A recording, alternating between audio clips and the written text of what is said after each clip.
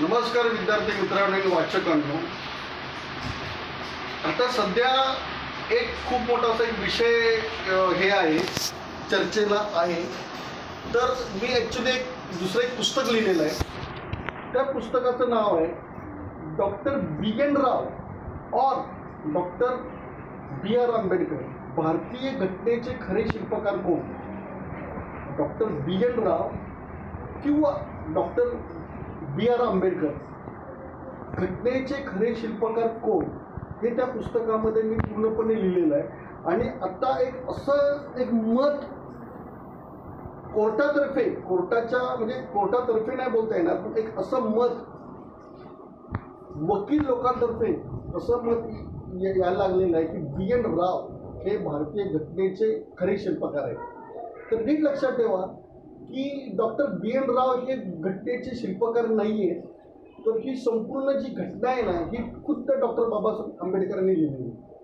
कारण कसं आहे माहीत आहे का, की जी अनेक कारणं आहेत ते त्या पुस्तकामध्ये मी स्पष्ट करून लिहिलेली आहे. तर यातलं सगळ्यात पहिलं कारण जे आहे का नाही, की बी.एन. राव यांनी घटनेचा कच्चा मसुदा तयार केला होता. बी.एन. राव यांनी घटनेचा कच्चा मसुदा तयार केला होता. या कच्चा मसुदा जो आहे का नाही, याला काहीच अर्थ नसतो जोपर्यंत त्याला कॉन्स्टिट्यूशनल असेंब्लीचं इंडोर्समेंट, कन्सेंट भेटत नाही.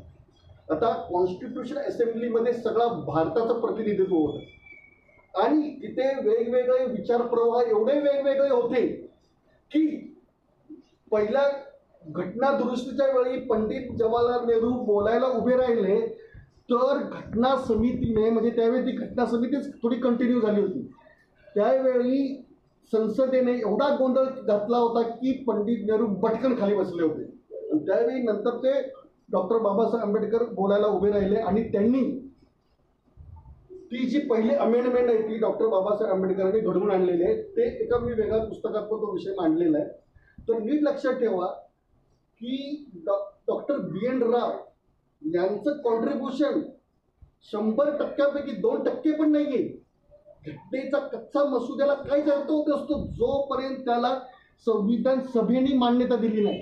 आणि संविधान सभेची पूर्ण मान्यता आणलेली ती डॉक्टर बाबासाहेब आंबेडकरांनी आणलेली आहे. पूर्ण संविधान सभेकडनं ते कॉन्स्टिट्यूशन अप्रूव्ह करून घेतलेलं आहे. आणि ती गोष्ट साधी नाही आहे. ती जगातले मोठमोठे घटनातज्ञ आहेत ना, त्यांनी पंडित नेहरूंना नकार दिला होता राज्यघटना लिहायला, कारण का त्यांच्यामध्ये तेवढी कॉन्स्टिट्यूशनल एक्सपर्टीज नव्हती. त्यांनी मिलिटरी सायन्सचे जवळजवळ 600 पुस्तकं होती बाबासाहेबांच्या. काय मिलिटरी सायन्सची किती पुस्तकं होती? 600 पुस्तकं बाबासाहेबांनी अभ्यासलेली. तुम्ही असं चुकीचं बोलू शकत नाही. हा पहिला मुद्दा आहे.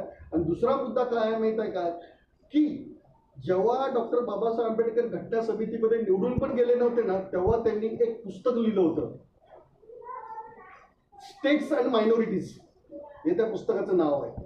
ॲक्च्युली ती एक पुस्तिका आहे, तो एक अहवाल आहे जो डॉक्टर बाबासाहेब आंबेडकरांच्या शेड्यूल कास्ट फेडरेशनने कॉन्स्टिट्यूशन असेंब्लीला, म्हणजे थोडक्यात पंडित नेहरू आणि सरदार वल्लभभाई पटेल यांना तो सुपूर्द केला होता की शेड्यूल कास्ट फेडरेशन या पक्षातर्फे घटनेकडनं काय अपेक्षा आहे किंवा घटना कशा पद्धतीने राबवली जावी, हे त्यांनी स्टेट्स आणि मायनॉरिटीज नावाचं एक पुस्तक आहे, एक पुस्तक लिहिलेलं आहे बाबासाहेबांनी.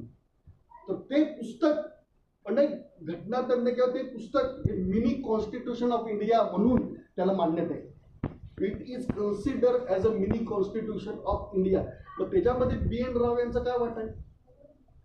मी बी.एन. राव यांचं जे कॉन्ट्रीब्युशन आहे ते मी कमी लेखत नाही, परंतु जर तुम्ही निपक्षपातीपणाने जर ॲनालिसिस केलं तर बी.एन. राव यांचं कॉन्ट्रीब्युशन 1% पण जास्त जात नाही.